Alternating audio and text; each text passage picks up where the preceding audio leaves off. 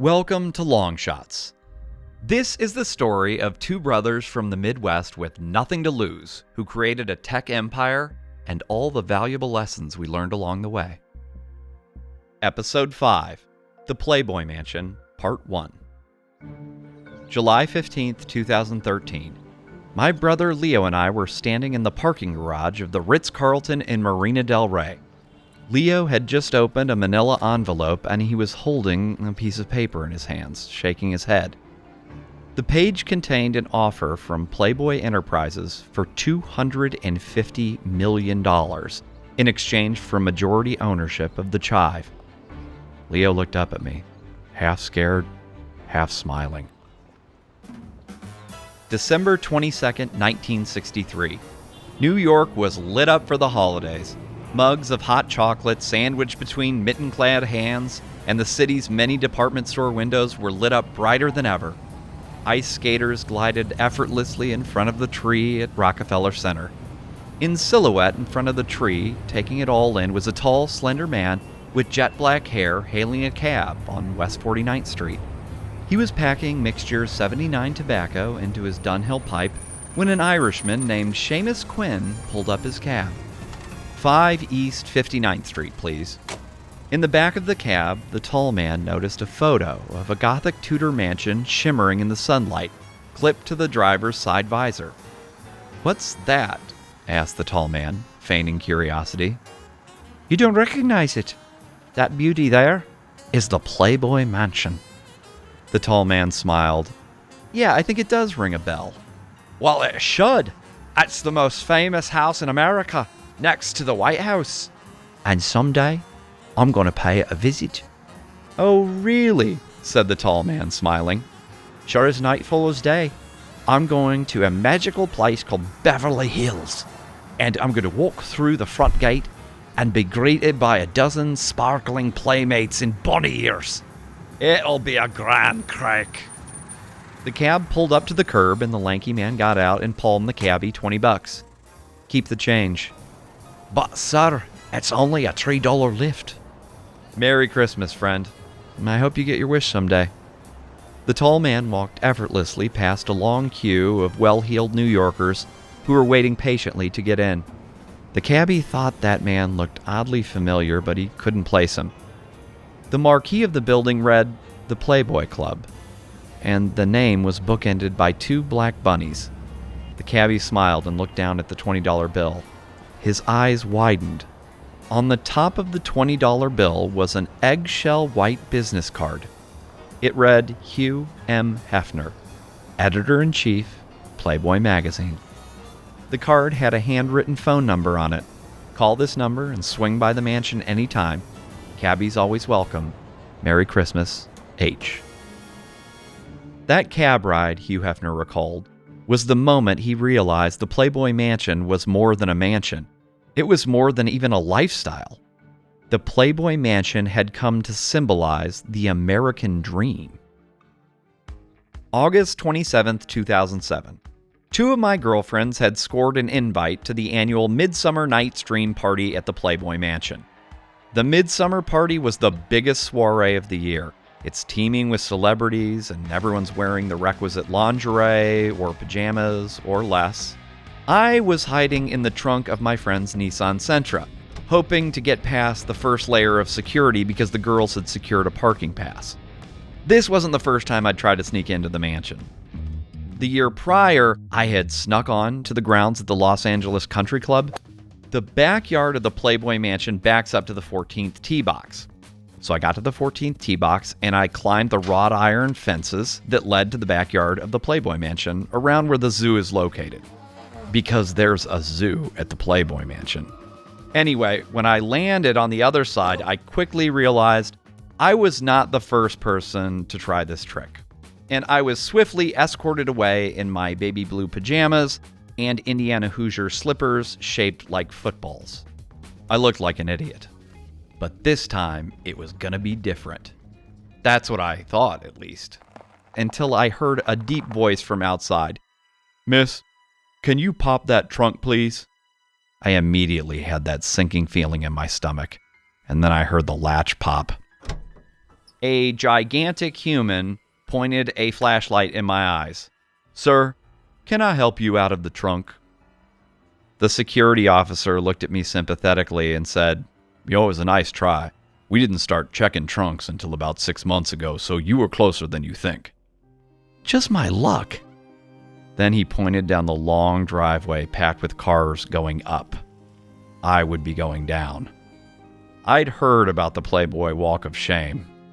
It was my turn now. I had let my girlfriends dress me for the party. I was wearing pink pajamas with white bunny rabbit ears and matching white bunny rabbit slippers. By then it was dark, and right on cue, the sprinklers turned on. Illuminated by dozens of car lights and wet as a gym sock, I stumbled down the quarter-mile driveway towards Sunset Boulevard, one of a nameless rabble of uninvited guests who had tried to sneak through the Golden Gates and failed. As I walked past the cars full of revelers, they broke out into applause. Looking back, everyone was really nice. "Better luck next year, Pinky!" "Love the slippers, bro!" At some point, I stumbled off the road briefly and stepped into a puddle of mud. And when I stepped out, the mud sucked the bunny back in. No point in salvaging it. The bunny was dead. So I just continued down the hill, one rabbit down. A man walking up the driveway stopped to shake my hand. "Hey, we've all been there, friend. Better luck next time." It was James Caan. I walked all of my shame to the bottom of the hill and just kept walking until I got to Mel's Diner on the Sunset Strip. My lone rabbit slipper looked more like a feral cat, and I'd completely forgotten I was wearing bunny ears. But it was Mel's Diner. Nobody cares. I ordered a cheeseburger and fries and resolved to sneak in the following year. It's not like I was ever going to get an official invite. 5 years later, Playboy was starting to struggle. They had failed to see the internet revolution coming, assuming digital images could never replace the magazine.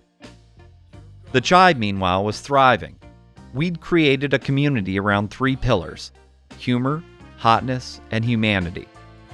We'd succeeded where Playboy had failed. Their playmates were unattainable, buxom blondes preserved behind museum glass. At the Chive, we had Chivettes, who were more girls next door, approachable, and active in the comments every day. If you wanted to interact with the Chivette, she was as much a part of the community as anybody else, joking with you and posting funny memes in the Chive's comment section.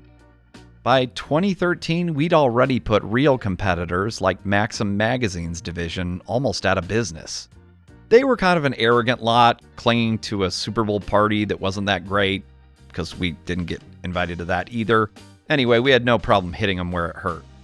But I never understood the unintentional damage we were doing to Playboy at the time because the Chive didn't do nudity. In my opinion, we weren't competitors. Plus, every time I've been kicked out of the Playboy Mansion, everyone was really nice to me. Playboy was almost $100 million in debt, and they needed something fresh to breathe new life into the brand, as well as people capable of kickstarting Playboy's digital presence. My assistant Lindsay was going through the mail when she found a gold and black envelope. It read, "Come join the fun. Hef's Midsummer Night's Dream Party. Playboy Mansion West, 8 o'clock. Dress code, sleepwear required." Then we noticed a handwritten post-it note stuck on the invite. "Can you be there early, perhaps 7? 2013, Hugh Hefner was very much alive. But at 87 years old, time was catching up to him. Amongst his children, only one son, Cooper, was the most qualified member of the family to take over the Playboy enterprise. He was a dead ringer for his father. But there was an issue. Cooper was only 22 years old, and he was still in college and also serving the USAF Tennessee State Guard. Finding somebody who could bring Playboy into the digital age meant finding someone who could run a multi-$100 million entertainment website who was also known to surround themselves with a lot of women. And for better or worse, that narrowed it down to, well, me. I found myself once again in pajamas. Green pajamas this time. The Chive colors are green and black. but still wearing my new bunny rabbit slippers and matching ears. And this time, I'd been invited. Driving up the former Walk of Shame, the fountain at the Playboy Mansion came into view first, and then the roundabout, and then the whole Playboy Mansion came into stark relief as the sun set behind it. And we pulled right up to the front door of the Playboy Mansion and just knocked on the door. Ben Cohen, the tall, intelligent CEO of the Playboy Mansion, greeted us and took me and my brother Leo for a tour. The great room revealed a lit candelabra chandelier. There was a painting of Hugh posing with a white tiger on a couch. And then there was another painting at the top of the stairs of Hugh smoking his pipe. Lots of mirrors, stained glass windows, a parquet wood wall, and an ornately carpeted double staircase leading up to Hef's bedroom. It was exhilarating. Taking it all in, though, you couldn't help but notice that the iconic Playboy Mansion was just a little bit dated. Partygoers were starting to filter in. The men were in their requisite pajamas, and the women in lingerie.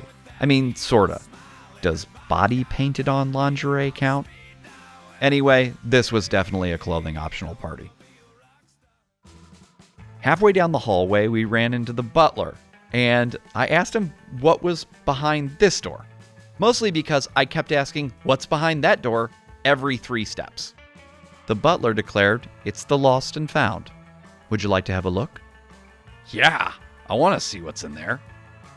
I didn't know what to expect, but when he opened the door, it didn't look like any lost and found I'd ever seen. There, inside, the dresses were hung immaculately, and the smoking jackets were pressed and cleaned. And there, perfectly placed in the shoe rack next to perfectly polished tan Oxford shoes and a pair of Jimmy Choo gold lame peep-toe heels, was a lone bunny rabbit slipper.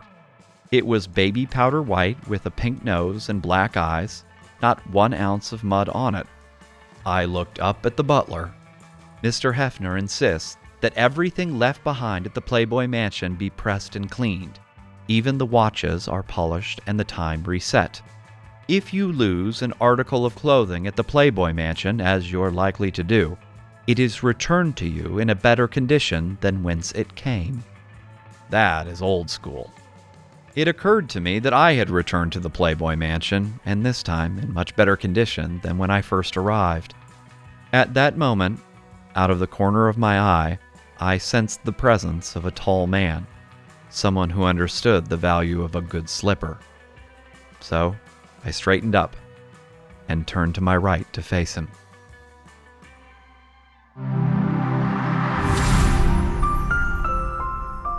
Subscribe on your favorite podcast platform and give us a 5-star rating. Go to thechive.com/longshots to subscribe to our newsletter and see photos of all the events I talked about in the podcast today. Also, I do personally try to read all the emails we received, so if you'd like to reach out to the show, email me at longshots@thechive.com. Longshots is hosted, executive produced, and written by me, John Resig, for Chive Media Group. Audio editing and sound design by Stephen Wilson. Hey listeners, we're recording this in real time, and this week is the biggest week we have at the Chive. It's our annual Charity Green Gala. So I hope you forgive me. We're going to take 1 week off to do the gala right, and then we'll return in 2 weeks with part 2 of the Playboy Mansion. If you want to learn more about the gala and Chive Charities, just go to chivecharities.org. As always, if you listen this far, here's your reward. This week, if you use my discount code, which is This Should Be Free, at the Chivery, you can get 15% off anything you want, including the green Keep Calm and Chive On, which because of this podcast is having a huge resurgence and has become one of the top selling t-shirts on the entire website. So go to the Chivery, and thanks for listening.